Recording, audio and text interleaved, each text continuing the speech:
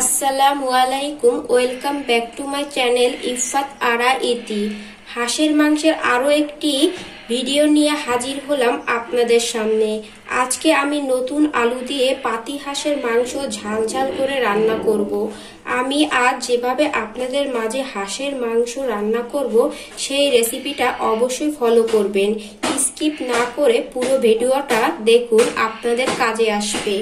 আর কথা না বাড়িয়ে চলে যাচ্ছি মূল উপকরণে। আলু দিয়ে হাঁসের মাংস রান্না করার জন্য নিয়েছি এখানে আমি একটি পাতি হাঁস, নিয়েছি আলু,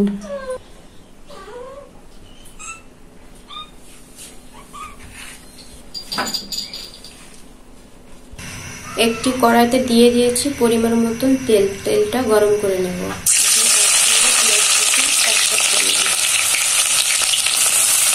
ব্রাউন করে ভেজে নেব। অ্যাড করবো তেজপাতা, লবঙ্গ, এলাচ ও দারুচিনি।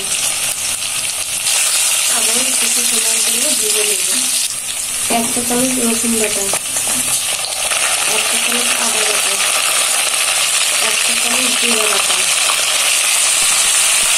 মশলাগুলো একসাথে ভালোভাবে ভেজে দিচ্ছি যাতে কাঁচা গন্ধ না থাকে। কিছু পরিমাণ কাঁচামরিচ ও শুকনো মরিচ তেল আবারও ভালোভাবে ভেজে নেব। 1/2 চা চামচ হলুদের গুঁড়া, 1 চা চামচ ধনিয়ার গুঁড়া, 1/2 চা চামচ মরিচের গুঁড়া, স্বাদ মতো লবণ। মশলাগুলো একসাথে ভালোভাবে 2 থেকে 3 মিনিটের জন্য কষিয়ে নেব। ভালোভাবে কষানো হয়ে গেছে, এখন অ্যাড করব হাঁস। মাংসগুলো এখন ভালোভাবে কষিয়ে নেব। একটি ঢাকনার সাহায্যে ঢাকা দিয়ে রাখবো। এখন ঢাকনাটা তুলে নেব। দেখতে পাচ্ছেন মাংস থেকে কতটা পানি বের হয়েছে। এখন ভালোভাবে লাগিয়ে নেব।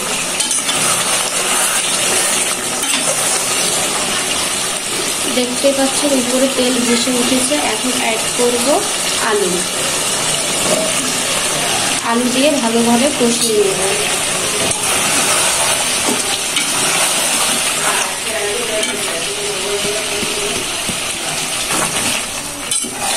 ঢাকনা দিয়ে ঢেকে রাখবো। ঢাকনাটা তুলে নেব। দেখতে পাচ্ছেন ভালোভাবে কষানো হয়ে গিয়েছে। অ্যাড করব কুসুম গরম পানি পরিমাণ মতো। ঢাকনা দিয়ে ঢাকা দিয়ে রাখবো। ঢাকনাটা তুলে নিব। দেখতে পাচ্ছেন সে মাংসটা একদম হয়ে গিয়েছে। এখন অ্যাড করব ভাজা জিরার গুঁড়া। 1 মিনিটের মতো জাল করে চুলাটা অফ করে দেব।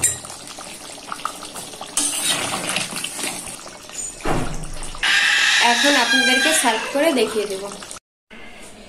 ভিউয়ার্স, আমার এই রেসিপিটি ভালো লাগলে অবশ্যই একটি লাইক দিবেন, আর বেশি ভালো লাগলে ফ্যামিলি আর ফ্রেন্ডসের ভিতর শেয়ার করে দিবেন। আর যারা আমার চ্যানেলটাকে সাবস্ক্রাইব করে আমার সাথে আসছেন তাদেরকে অসংখ্য ধন্যবাদ। সুন্দর সুন্দর কমেন্ট করে আমাকে উৎসাহ করবেন। আজকের ভিডিওটা দেখে আপনাদের কাছে কেমন লেগেছে কমেন্টের মাধ্যমে জানাবেন।